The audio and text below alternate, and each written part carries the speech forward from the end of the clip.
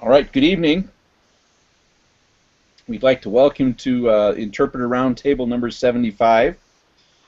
Tonight we're covering Lesson 25 in the Old Testament Gospel Doctrine Manual, Let Everything That Hath Breath Praise the Lord.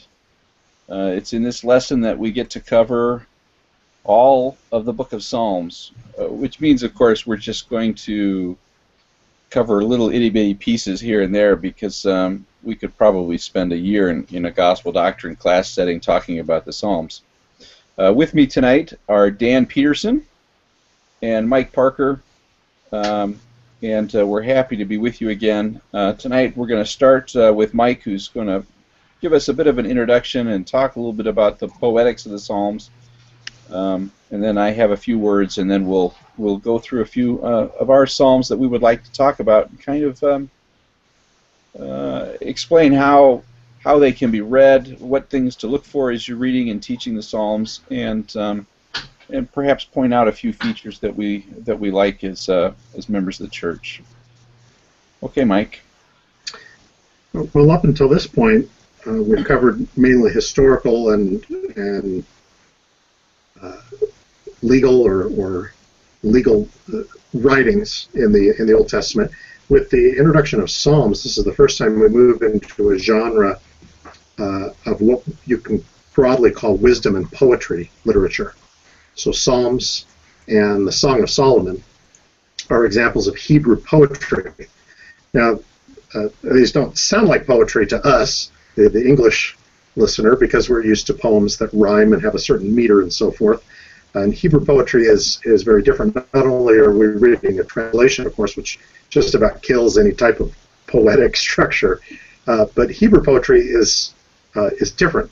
The way that most Hebrew poetry works is through parallelism, meaning that you would have a passage that would make a statement, and then it would repeat itself, either reinforcing the original statement or perhaps creating a counter statement that would serve to help the listener understand what was attempting to be taught. And my computer text is completely frozen, so I can't give you an example right now. I'm having technical issues tonight. Do either one of you have an example of this? Of parallelism. Parallelism. And there are different types. Yeah. Ben, do you have some one? Some of them are very, very simple.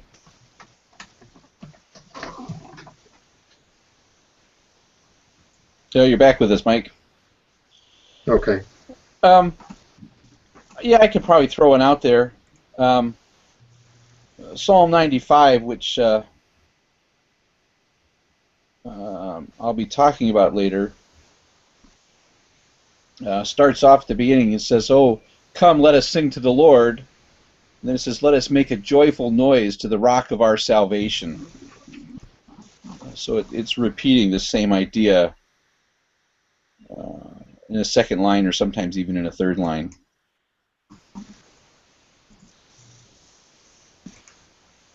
Yeah, that's. All right, let me give you an example here.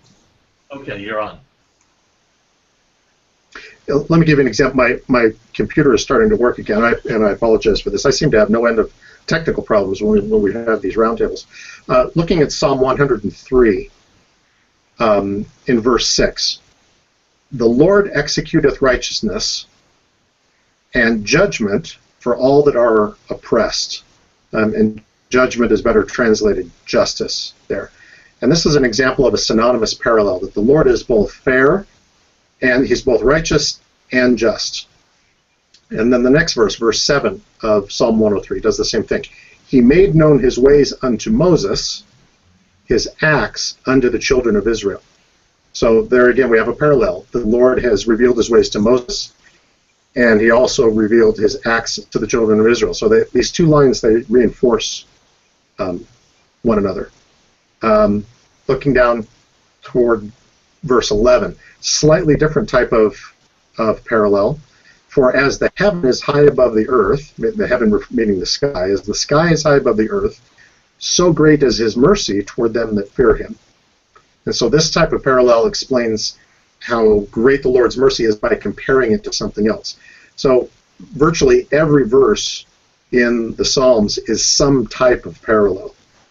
Probably the parallel that Latter-day Saints are most familiar with is a parallel known as chiasmus, which is an introverted parallel, where the writer will make a statement, and then a second statement, and then possibly even more, and then back his way out of it. So he will make statement A, and then statement C, and then repeat statement C, and then B, and then A, working in and then back out. Sometimes there would be perhaps a D in there that repeated, that would be the hinge or the fulcrum, that would be the focus of the passage. And there's quite a few of those in the Psalms as well. Let's see, Psalm 110, for example, the entire psalm itself, 7 verses, is chiastic, with verse 4 being the hinge or the fulcrum on which the entire psalm pivots.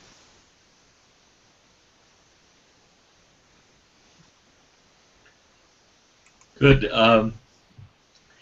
If I could just add something about the nature of the Psalms. I don't know if you're done, Mike, but the word that we use for the book, the book of Psalms, comes from Greek. It comes from the Septuagint, and it refers to something musical, something performed with an instrument, usually a lyre, a harp, or something like a lute. But the words were used in Hebrew for the Psalms are words like prayer. It's a book of prayers or a book of praises, Tehillim, for example. And those are two of the major themes. But a lot of these were songs in one sense or another, to be performed chorally or performed with a harp or something like that. So they're song lyrics and or chants or something like that. They were used liturgically. Do we want to talk about that at this point, Ben, or do you want to talk about that later? Let's get that in a little bit. Okay. I think, we talked about this a little bit beforehand. My current favorite book on the Psalms is one that just came out this last year, and it's by a guy named N.T. Wright, and it's called The Case for the Psalms. And it's a book, really, it's all about reading them. And while you don't have to go out and get it, it is really a phenomenal work. But he has this to say in his introduction about the Psalms, and this hits on some of the things that Mike was saying. He says this, he says, the Psalms are the oldest poems in the world, some of them, and they still rank with any poetry in any culture, ancient or modern, from anywhere in the world. They are full of power and passion, horrendous misery, unrestrained jubilation, tender sensitivity, and powerful hope. Anyone at whose heart is open to new dimensions of human experience, anyone who loves good writing, anyone who wants a window into the bright lights and dark corners of the human soul, anyone open to the beautiful expression of a larger vision of reality should react to these poems like someone who hasn't had a good meal for a week or two. It's all there. And astonishingly, Wright says, it doesn't get lost in translation. Most poetry suffers when translated into other languages because it relies for its effect on the sound and rhythm of the original words. It's true that the Hebrew of these poems is beautiful in and of itself for those who can experience it, but the Psalms rely for their effect on the way they set out the main themes. They say things from one angle and then repeat it from a slightly different one. And the important point here is that some of the most important things we want to say remain just a little beyond even our best words. The first sentence is a signpost to the deep reality, and the second a signpost from a slightly different place. The reader is invited to follow both and to see the larger unspoken truth looming up behind. And this means that not only can the effect be maintained in translation, but the effect is itself one of the deepest things the Psalms are doing, making it clear that the best human words point beyond themselves to realities that transcend even high poetic description. I think that for us, we come to the Psalms when we read them with lots of different assumptions. We're familiar with many of them from different places. We find it in the New Testament. We see the Psalms quoted in the Book of Mormon. We have some of them that we read in our hymns. And so we have something when we come to them. But as we read them and we look for the meaning, when we're trying to appreciate the Psalms themselves as the poetry that they are, sometimes too we have to sit back and let it speak to us to see the emotion that's in it, and not worry so much about the familiarity that we have and the sources that we see. And I know this is a little bit of a different perspective than the manual lesson that we have, which is, you'll see if you read through it, likes its lists. It compares the different things. It'll say this piece of this psalm, this verse is fulfilled here in this bit of the New Testament, right? This little piece is talked about in the New Testament, says this piece is about Jesus. That's really a wonderful thing to do, that sort of proof texting. But when we carve it up, when we carve up the Psalms, we kind of take away from this message that they're trying to give us, and the way that that the early Israelites would have used it and appreciated this poetry that they've produced, that they're using to worship God in all the different ways that that they know to worship God. And I think now we'll probably try and take a few of them. So maybe Dan, if you've got one that you'd like to start with. Well, I'll start by just basically reading Psalm 1. Psalm 1, the Psalms are a collection of collections, really. They're Psalms from different periods, Psalms attributed to different people. Of course, traditionally, many of them have been attributed to David, although that's not at all clear. David probably did write some Psalms. The evidence outside of the book of Psalms that he sang and so on is so widespread, it has to rest on some truth, to the extent that there was a historical David. I mean, if you grant that, then he was, among other things, a singer of songs and a performer on a harp. But there are Psalms from others, and there are some from later periods, some that are very, very old. People argue about the structure of the book of Psalms, but it's clear that it's been put together from materials produced at different periods. And even some of the Psalms of David, it's not clear whether they're Psalms of David, whether they've been attributed to David, whether they're about David. In some cases, the Davidic king was referred to as David. It might have been for or by a later king. But Psalm 1 has been suggested as having been deliberately placed. Not everyone agrees with that, but some think it was deliberately placed at the beginning of the collection as a kind of introduction to emphasize how important these things are, and you ought to be thinking about the word of the Lord, which the Psalms celebrate and praise. So blessed is the man that walketh not in the counsel of the ungodly, nor standeth in the way of sinners, nor sitteth in the seat of the scornful. But his delight is in the law of the Lord, and in his law doth he meditate day and night. And he shall be like a tree planted by the rivers of water, that bringeth forth his fruit in his season. His leaf also shall not wither, and whatsoever he doeth shall prosper. Now, I can't help but read verse 3 and think about, the tree of life in the Book of Mormon, a tree planted by the rivers of water.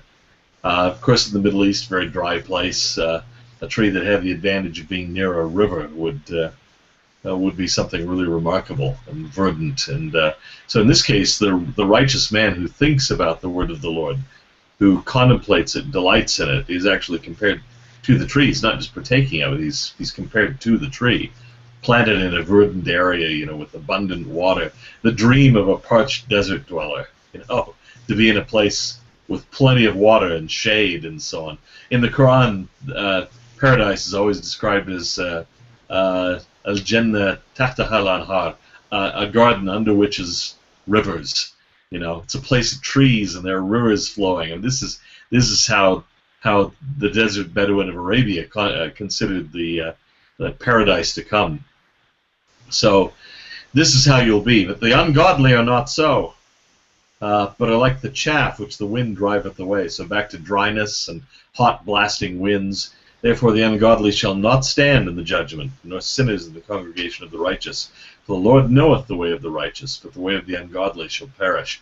So this is, according to some anyway, a kind of exhortation to immerse yourself in this book, and in, of course, the other books of the Hebrew Bible, to delight in the law of the Lord. I don't have much more to say about that, other than I think it's a really beautiful little psalm, with that image of the righteous person as the tree planted in a goodly spot with water. It's a nice image, and the contrast with the unrighteous is a bit harsh. I prefer to dwell on the positive side of things, the first 3 verses. But, Hey, Dan. yeah. In verse 5 at the end there, what do you think the reference to the assembly of the godly is? Is that an earthly assembly, or is that God's heavenly council that is being referred to? You know, it's often said that the psalmist seems to see justification, vindication, everything coming in this life. You know, and people argue about whether the Hebrew Bible, certainly the psalmist, had any, and there's no single psalmist, you know, but the psalmist in this case, had any conception of a life to come or vindication in the life to come. It's hard for me, though, to see that as not referring to something, the congregation of the righteous, as the place in the world to come. There's some sort of eschatological assembly of those who've been blessed. But, you know, certainly for many generations, many Jews read it as simply, you know, this worldly, you will prosper in this life if you live the commandments. If you don't, you won't. But from a Latter-day Saint point of view, and I wonder, you know, about what the intent of the author is, but from a Latter-day Saint view, certainly would point to a future eschatological place, an assembly or congregation of the righteous, the sanctified, the saved, the good. At the very least, the language there is going to remind us, as Israelites, right, of the temple. Yeah. And the court of the congregation, right? Right. Where the wicked have no place. Right.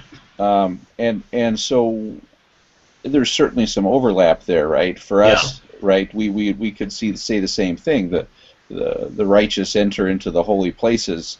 Yeah. And which I think that's really what it places. is. Right. Mm-hmm. So in a way, they're the same thing. I mean, the earthly sanctuary and the heavenly sanctuary, one is like the other.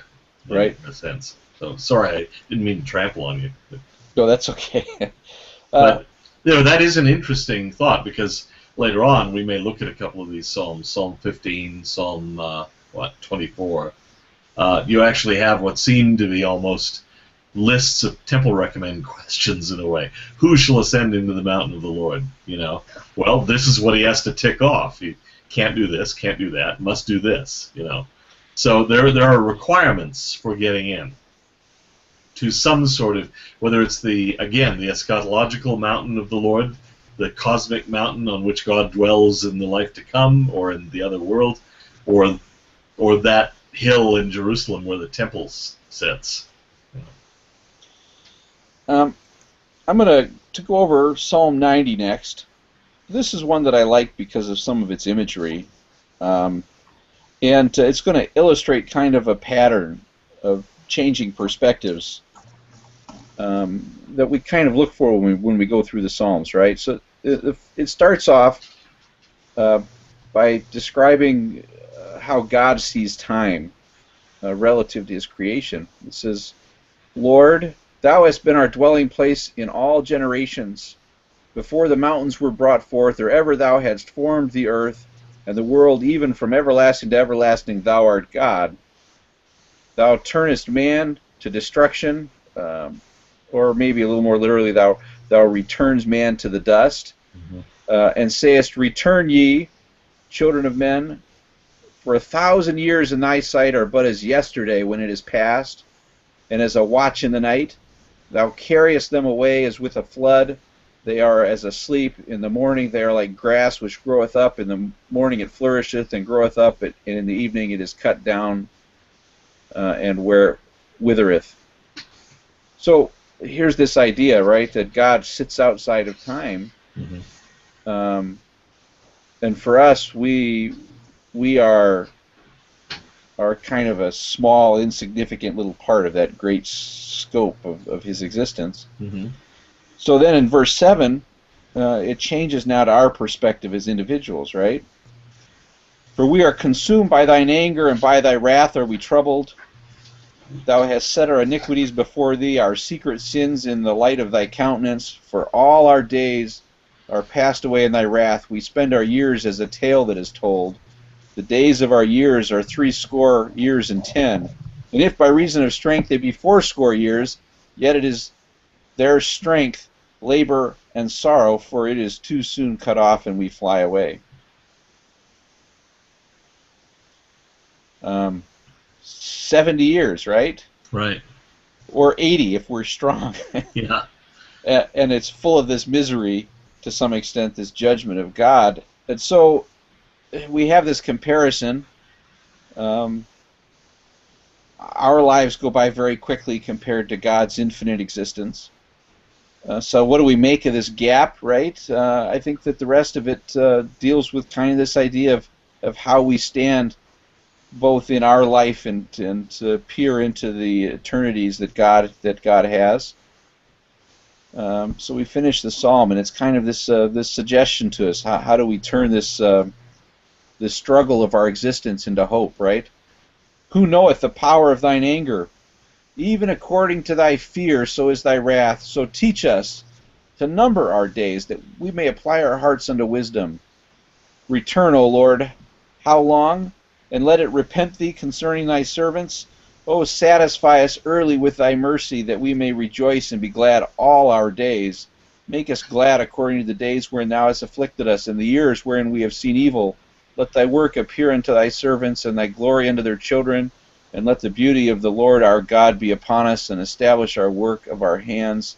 Establish thou the work of our hands, yea, the work of our hands establish thou it. And it's interesting to see how he weaves these images in, right? Because up in the first section, he talks about carrying them away as with a flood, which, of course, he really is talking about the flood to an extent, Noah's flood. And then in that last section, he says, repent thee concerning thy servants, right? Which is kind of how Noah talks to God, right? It repented God that he had made man, and then later God repents of what he had thought to do to mankind, and so on.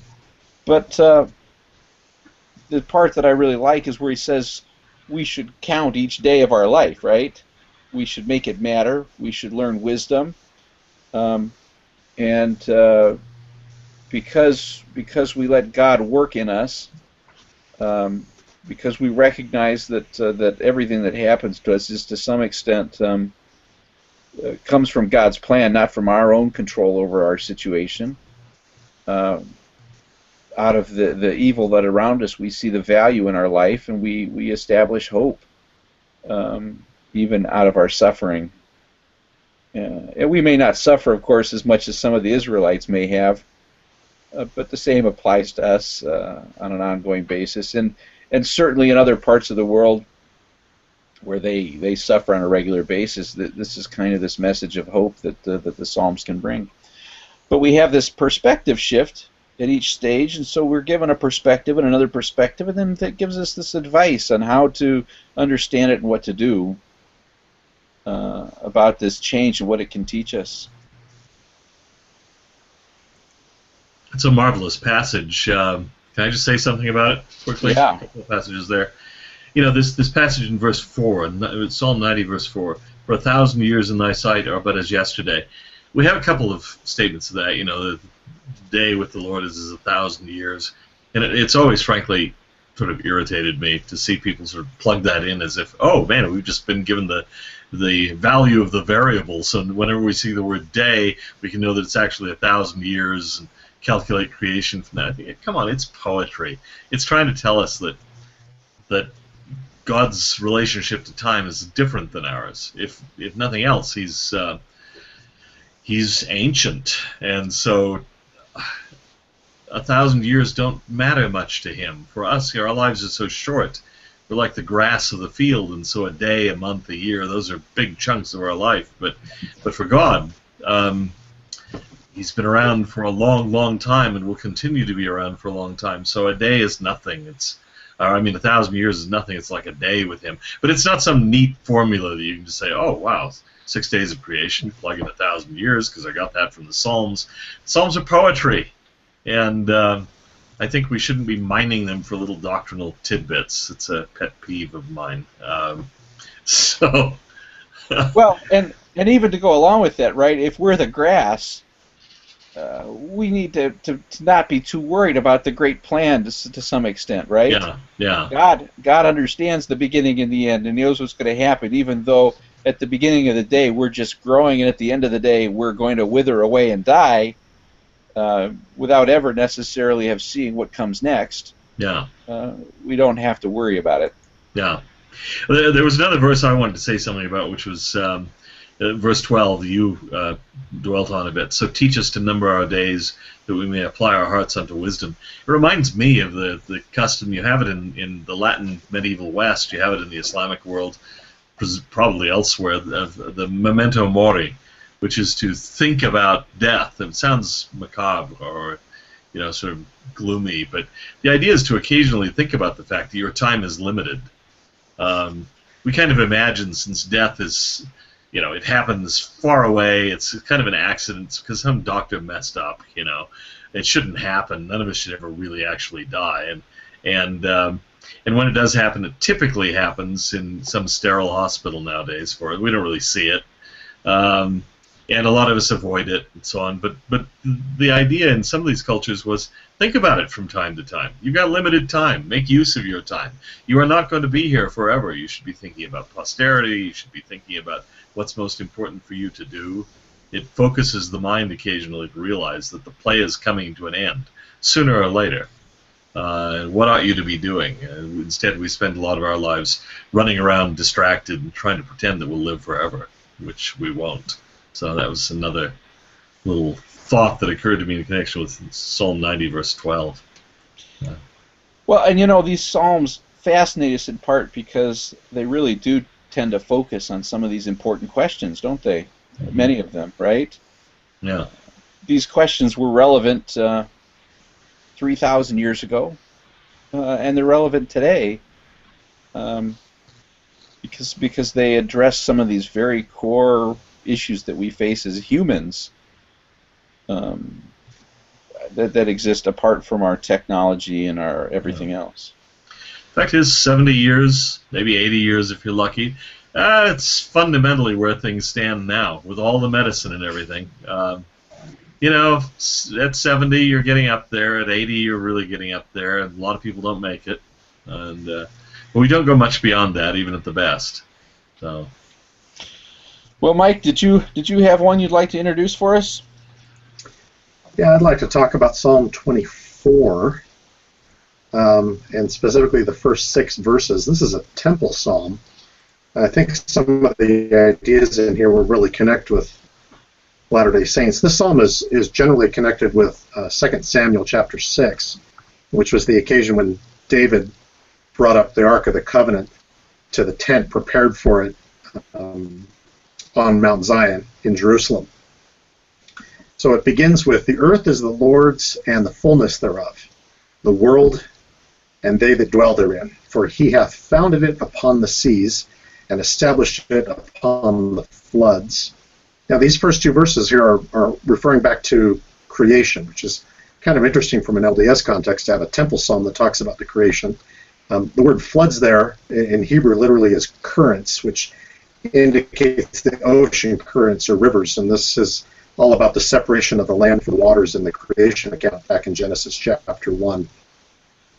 And then we get into a passage here that talks about what Dan had mentioned earlier about requirements for entering the house of the Lord. So verse 3, which he had quoted earlier, who shall ascend to the hill of the Lord? Who shall stand in his holy place? This is a question that's asked in the sense of permission. Who is allowed to? The word hill here in the King James is really a wimpy translation. The word in Hebrew should be translated as mountain. And stand isn't really right here either. The verb is to go up which matches the ascend in the first line.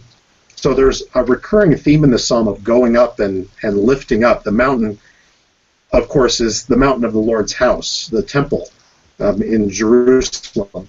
And when one goes to Jerusalem and to the temple, one always goes up, even if you're approaching it from a higher elevation. So the idea conveyed in this verse 3, is who is allowed to ascend to the mountain of the Lord? Who may go up to his holy dwelling place? So this is standards of worthiness that we're dealing with here. And then verse 4 answers the question from verse 3 with a double parallel. He that hath clean hands and a pure heart, who hath not lifted up his soul unto vanity, nor sworn deceitfully. Now the word hands here is not the normal Hebrew word for hand. Rather, the word here is palms, or hollows of the hands. And the imagery here is probably referring to the ancient Hebrew practice of praying with arms raised above their heads and their palms facing the sky. So the idea here that there's this practice of prayer that's taking place. He who has clean hands, and so this was done anciently so that the worshiper in addressing God would show God, look, my hands are clean. I am worthy to offer this prayer here, particularly as it connects to temple worship. Lifted up his soul unto vanity is a strange kind of King Jamesian phrase that the Hebrew is not much clearer. It says, who does not lift up his emptiness for life. And here is the idea of lifting up or longing for emptiness, longing for vanity. In other words, lying, empty speech, pursuing things of the world that are empty and so forth. And finally, sworn deceitfully, which refers to oath-taking in connection with keeping the promises that are made in covenants and specifically with temple covenants. So verse 4 then, to recap, talks about the importance of both cleanliness and act and desire. These are both important ideas that still resonate with us. Verse 5, he shall receive the blessing from the Lord and the righteousness from the God of his salvation. Instead of receive the blessing, the Hebrew here literally says lift up a blessing. And again, this is part of that same theme of lifting up and ascending towards God. And then finally, verse 6, this is the generation of them that seek him, that seek thy face, O Jacob, Selah. Now, Donald Perry at BYU back in 1992 published a really interesting article in BYU Studies. This is BYU Studies, volume 32, verse 4, where he says that there's a possible reference to a prayer circle here. The word that's translated generation in verse 6 is the Hebrew word dor, D-O-R, with an O vowel. But we have to remember that Hebrew originally didn't have any vowels. It was only consonants, and the vowels were added long after Christ. So while that reflects the current understanding of the text, it may not necessarily reflect the original understanding. So if we take the two consonants, D and R, and perhaps put a different vowel in there, like a U, we get the word circle. This is the circle of them that seek him, that seek thy face. Now that's purely conjectural. I'm not claiming, I know that Donald Perry isn't claiming that the verse should read circle, but it's an intriguing possibility, and again, particularly in connection with Latter-day Saints for whom temples, temple worship, praying with arms upraised, praying in circles, these are all very intimate and personal things for us, and I think it brings an interesting connection to us.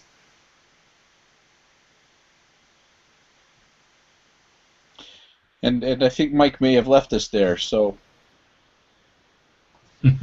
he'll be back in a minute. Hello. You're back, Mike. Okay. Sorry, again, technical difficulties. But as I started to say, that this, the reason why I like this particular passage is that it's very intimate and very personal in my connection with modern-day temple worship. And I realize, of course, that there are some fairly dramatic differences between ancient temple worship with Israel with regard to sacrifices and so forth, and between our modern temple worship. But there are some symbolic connections, and this is one of those that that really speaks to me about the worthiness that's necessary and the cleanliness that when we approach God. I say a word about that word, Selah, that appears there at the end of verse 6. Nobody knows what it means. Some people think it means lift up or something, or raise up, maybe a musical instruction or something. No one knows.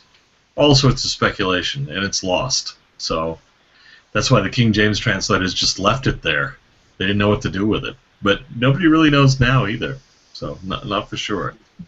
Well, what's interesting is that it does indicate a shift, and I'm not going to continue on to verse 7, but verse 7 and following is on a completely different subject. It's about the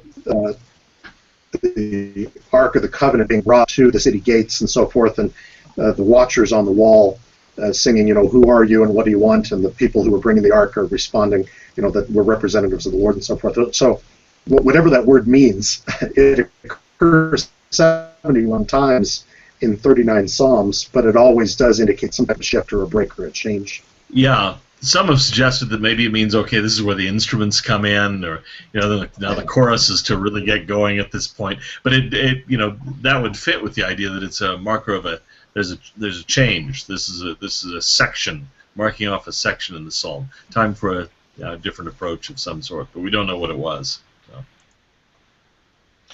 Well, maybe that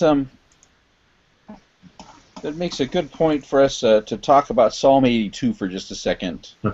Not so much about the doctrinal content necessarily, but about the structure of it, which I think is kind of an interesting thing for us. And then maybe we can talk a little bit about the doctrine. But Psalm 82 seems to be kind of a liturgical psalm, right? Sung in certain conditions and in a certain way. It starts off with a narrator who's speaking. God standeth in the congregation of the mighty, he judgeth among the gods. So we have somebody who introduces this psalm, and then from verse 2 to verse 7, we have God speaking to us, right? So perhaps somebody would get up there and in front of the congregation along with the narrator, and he's going to speak for God. Here he says, "How long will ye judge unjustly and accept the persons of the wicked?" Now he's speaking to a group there. So there would be other actors that don't necessarily have a voice, right? Mm-hmm. Defend the poor and fatherless. Do justice to the afflicted and needy. Deliver the poor and needy. Rid them out of the hand of the wicked. They know not, neither will they understand. They walk on in darkness. All the foundations of the earth are out of course. I have said, ye are gods, and all of you are children of the Most High, but you shall die like men and fall like one of the princes. And in this last verse, it appears to be a kind of a chorus. Everybody who's there participating and watching this performance would join in on this, because their plea is for God, right? Arise, O God, judge the earth, for thou shalt inherit all nations. They're asking for that moment when God comes and takes over ruling of the earth, where the rulers that we've been talking about have failed. Yeah. Yeah. But there is this liturgical sense, right? This participation. I've sometimes wished that the Psalms could be laid out a little differently, but of course we'd be guessing in many cases exactly. There'd be disagreements about it, but they weren't laid out so much in verses as they are here, but almost in the form of a play, or what you might see in a missal, that is a liturgical book in a Catholic congregation, for example. There might be an indicator of who's speaking, the character over in the left margin, and then you have what that character says, and then finally at the end, like say verse 8, chorus or congregational response or something like that. That would help us sometimes to make sense of it. The Psalms are notorious for changing the person. It'll be talking about God in the third person, then suddenly it's addressing God, then it's the first person talking, and then it's talking about the person who was just talking in the third person, and it's a characteristic of the Psalms. They shift person, they shift voice quite a bit, and I suspect it would help if we had that kind of, like a play script or something to follow. Well, it's not just the Psalms, so this is where we first encounter this sort of thing in the Old Testament, right? A lot of the minor prophets, their books are written in exactly that same sort of format, and the text often makes absolutely no sense to us until we recognize it as a play. Yeah.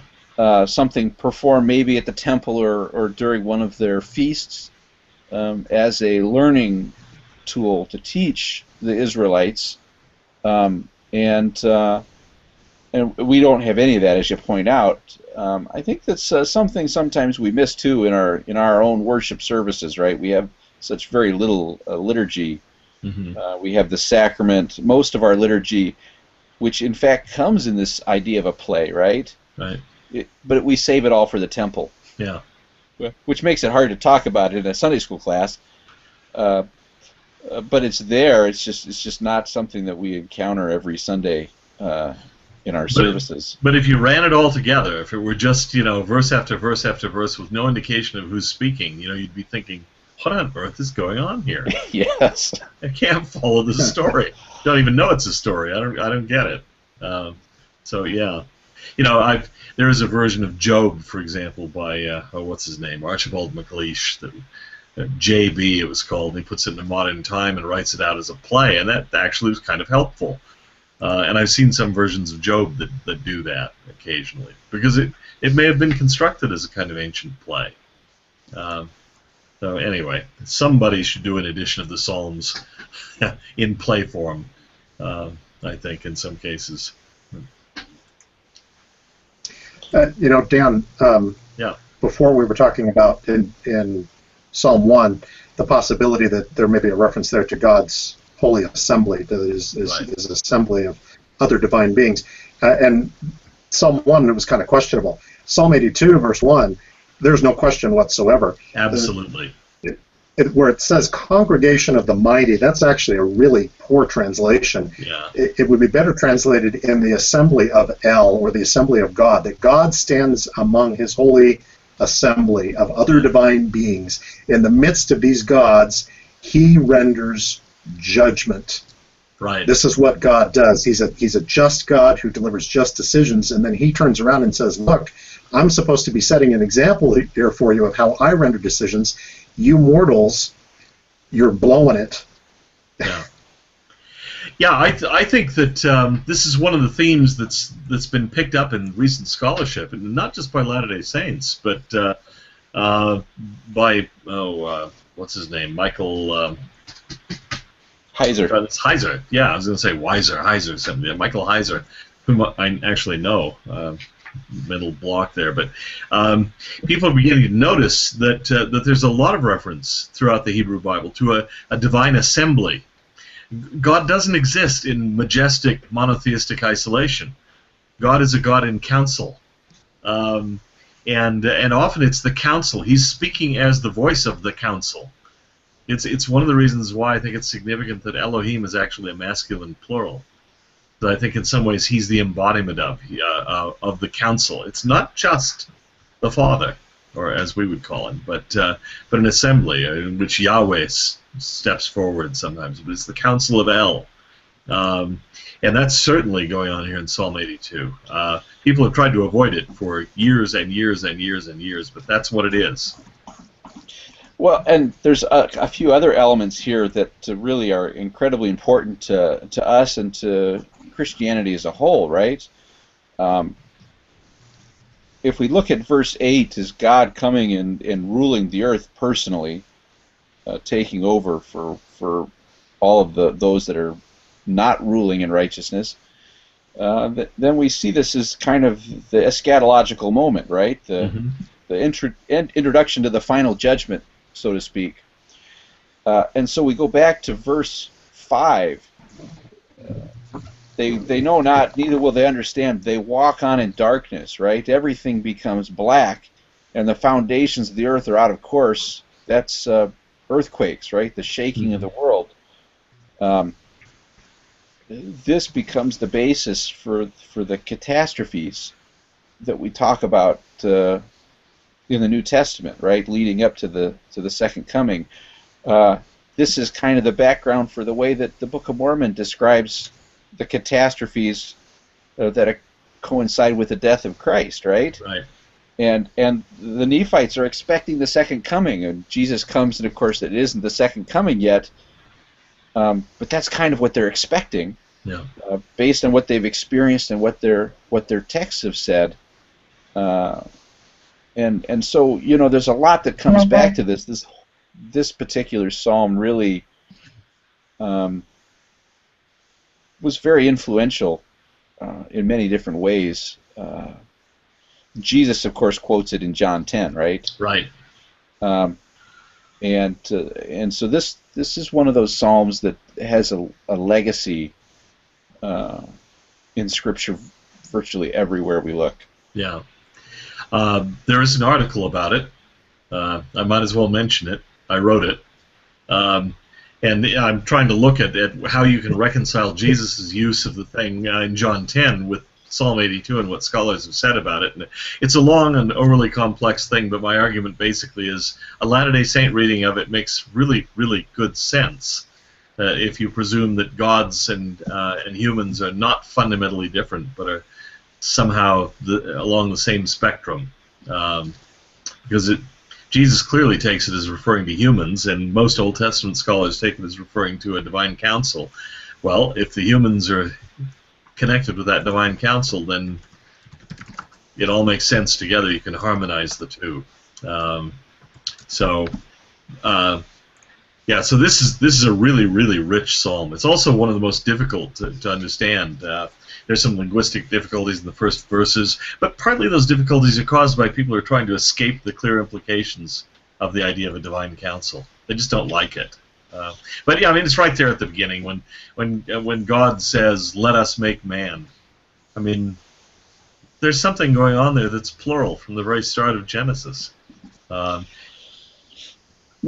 the other thing that I really love about Psalm 82 is the whole psalm. This is one of the more poetic psalms, I think, in the collection, right? But it's designed to make you think about it. Mm-hmm. So in the first verse, where it talks about standing, right? Let me pull it back up. God standeth in the congregation of the mighty. The Hebrew for stand there is essentially identical to the word for judge that we see later on in the end of the psalm. And so we're supposed to we have God standing in the congregation, and He judgeth among the gods. What exactly is going on? That's something that we understand very clearly in translation in English, but which in Hebrew we read through the entire psalm, and as we get to the second half, it allows us to go back and understand exactly what the first half is saying. It has ambiguities in the Hebrew that get resolved as it identifies the appropriate people and what's going on. And so this psalm is one of those that we understand pretty well in translation, but that in the Hebrew really is a marvel to behold. And linguistically, it's one of the oldest in the collection. There are elements of the Hebrew there that are really, really archaic. This is not a new thing. So, what it is a window into a very old stratum of Israelite religion, which seems to be more comfortable with the idea of a multiplicity of the divine council than later Judaism certainly is. Did you have anything more you wanted to add, Mike, just to the general discussion? We're running short on time. Okay.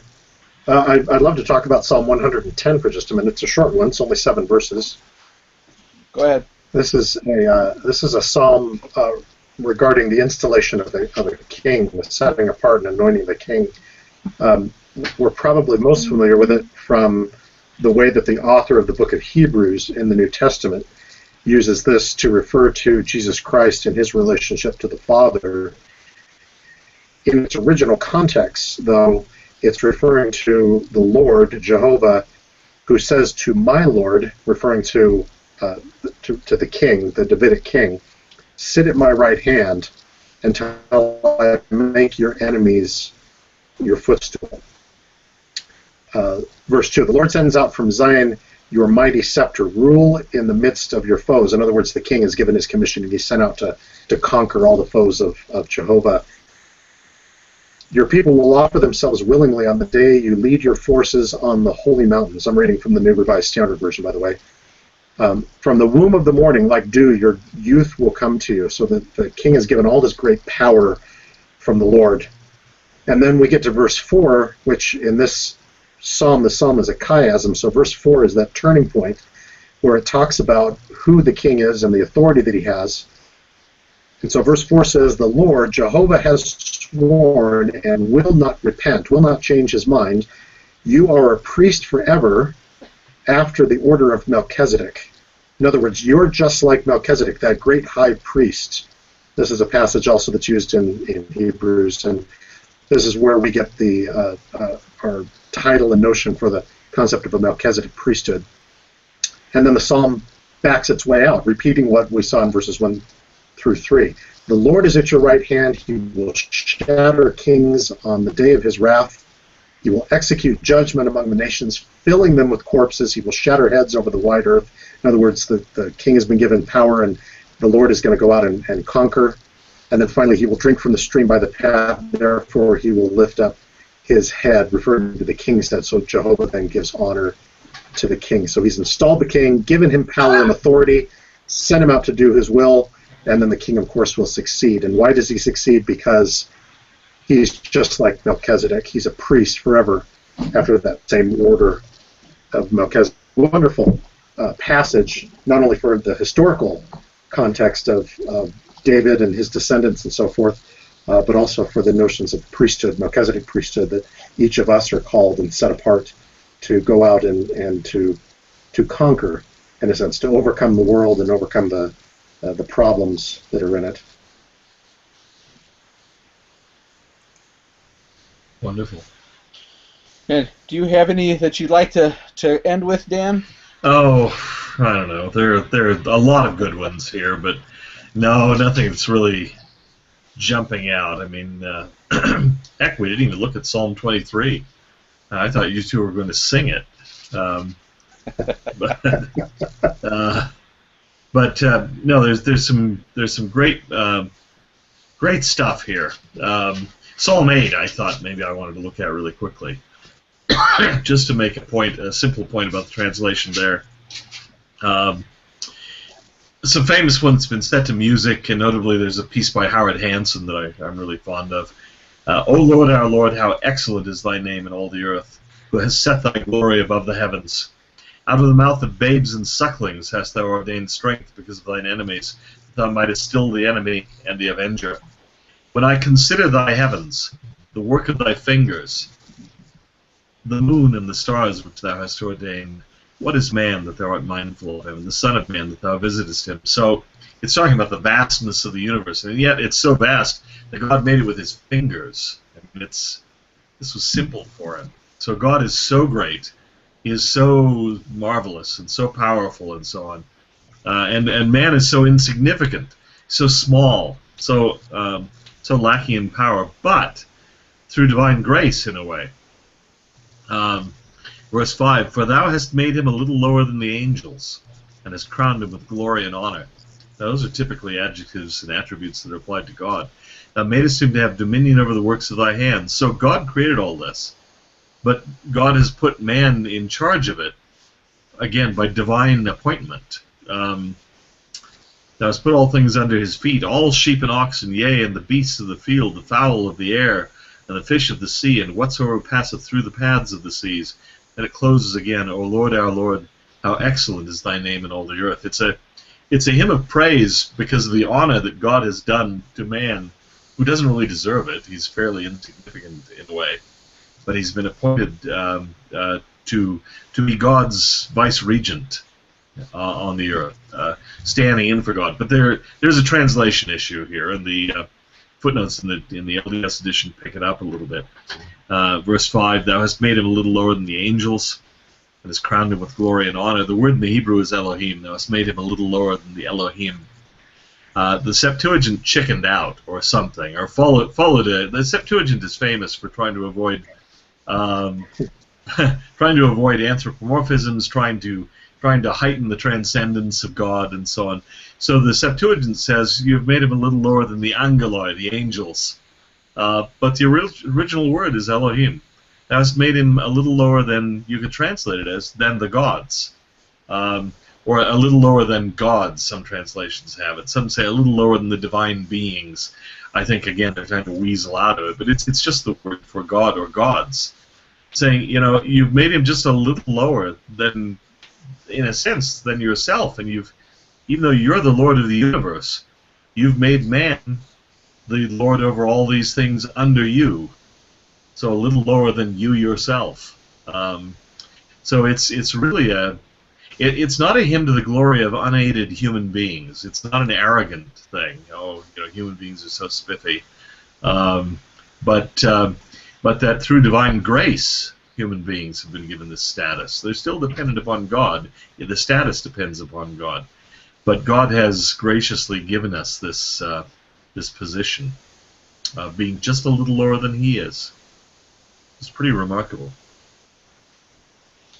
I think that translation there is certainly influenced by how Hebrews uses it, and again, the author of Hebrews was reading from the Septuagint, right? And he uses this passage not to refer to men, but to Jesus Christ. That the Father made Christ a little lower than the angels by making him mortal and so forth. But just about every translation since then has been influenced by how Hebrews does it, which of course is reading from the Septuagint. So you go to the Vulgate, for example, and it's angels, and everything after that is angels, and you're absolutely right. Everyone up until the last 50 years or so with translations has just been totally unwilling to deal with the plain and simple meaning of that, just because the theological implications are horrendous, unless you're a Latter-day Saint, in which case that's exactly the point we've been making. Yeah. This is certainly not, if I dare say it, this is certainly not the Calvinist view that humanity, man is just a worm, worthless, of no value, contemptible in the eyes of God. This psalmist clearly doesn't see it that way. God has done humanity a huge honor by giving him the status out of His grace. Well, I'd like to perhaps wrap it up now by talking a little bit about Psalm 95. Mm-hmm. Not so much because I love Psalm 95, although it's an interesting psalm, and we'll get to it in a second, but because this appears to be one of Jacob in the Book of Mormon's favorite biblical texts. And Jacob, in chapter 1, verse 7 of the Book of Mormon, Jacob says, Wherefore we labor diligently among our people, that we might persuade them to come unto Christ and to partake of the goodness of God, that they might enter into His rest, lest by any means He should swear in His wrath they should not enter in, as in the provocation in the days of temptation while the children of Israel were in the wilderness. And Jacob is quoting something similar to Psalm 95 here, and I'm going to go ahead and read it. And there's two parts to it, a first half and a second half. It starts off, O come, let us sing unto the Lord. Let us make a joyful noise to the rock of our salvation. Let us come before His presence with thanksgiving and make a joyful noise unto Him with psalms. For the Lord is a great God and a great King above all gods. In His hands are the deep places of the earth. The strength of the hills is His also. The sea is His, and He made it. And His hands formed the dry land. O come, let us bow down. Let us kneel before the Lord our Maker. For He is our God, and we are the people of His pasture and the sheep of His hand. And then it shifts, right? Today, if you will hear His voice, harden not your heart as in the provocation and as in the day of temptation in the wilderness, when your fathers tempted me, proved me, and saw my work. 40 years long was I grieved with this generation, and said, It is a people that do err in their heart, and they have not known my ways, unto whom I swear in my wrath they should not enter into my rest. And of course in the psalm there's a point that's being made here, right? We can praise God and we can sing to God, but if we don't turn to God internally, right, it doesn't mean anything, because after all, the Israelites in the wilderness, they sang and they bowed down and they prayed to the golden calf that the Israelites made while Moses was up on Mount Sinai, which is what this event they're talking about here, right? This temptation in the wilderness. And for Jacob, Jacob and his people have just been kicked out of the land of their inheritance, right? They've split with the Lamanites, and they've fled into the wilderness, and they've started up a new community. Jacob spends his whole life wanting to get back to that land of their inheritance, right? And he sees the issues that they're facing in terms of this same idea. This is their golden calf, their temptation of God in the wilderness. And we see Jacob again a little later, right? He talks about hearing the voice of the Lord. This is for why will you die? I think that's in chapter 6, after he's finished going through the allegory that he presents of the olive tree. And then, for me, I've always been touched a little bit by that very last the second to very last verse in Jacob, and I'm going to pull it up here. It'll take me just a second. So Jacob chapter 7. This is chapter 7. Yep. Verse 26. And remember, at this point, right, the Nephites have a fairly successful community going, right? They've built a temple. The church is going well. They have priests and teachers, and things seem to be going all right. And yet, at the end of his book, this is what Jacob has to say. He says, "I, Jacob, began to be old." He says, "And the record of this people being kept on the other plates of Nephi, wherefore I conclude this record, declaring that I have written according to the best of my knowledge, by saying that the time passed away with us, and also our lives passed away, like as it were unto us a dream. We being a lonesome and solemn people, wanderers, cast out from Jerusalem, born in tribulation, in a wilderness, and hated of our brethren, which caused wars and contentions, wherefore we did mourn out our days." At the end of his life, Jacob has this realization that they haven't made it back into the rest of the Lord, right? Which he sees as entering their promised land, just like the Psalm 95 talks about entering the rest of the Lord as the Israelites entering into Israel, into Palestine. And so Jacob has taken this psalm, and it has literally framed his understanding of his entire life. He's that group that's spending 40 years in the wilderness because they've tempted God and they haven't managed to overcome their struggles and their weaknesses. To me, in many ways, this psalm and the use of it kind of really shows us that these psalms kind of reflect, and we haven't really touched on lots of them. There are some psalms that express an amazing amount of grief and mourning and struggle with life, right? Some of them are very much rejoicing. There's that Psalm of David where he laments his sins, right? His weaknesses, where he tries to deal with the issue of Bathsheba and Uriah. So Psalm 51. Yeah. We can find psalms in here that really apply to just about every circumstance we're going to find ourselves in. And the one thing I think, even though sometimes we don't read through them and we don't go through them much, these psalms can be very meaningful to us as we learn and we read through that, and we see the emotion and we see both the joy and the mourning and the lamentations and the repentance that they represent. But I think I speak for all of us when I say that in a great deal of the Old Testament, the Psalms certainly stand out as really something that we appreciate in it and learn from as we study and read. Yeah. One thought about Psalm 51, as a matter of fact, which is a marvelous piece of literature. Again, there's a passage there that I've seen sometimes quoted to justify the doctrine of original sin.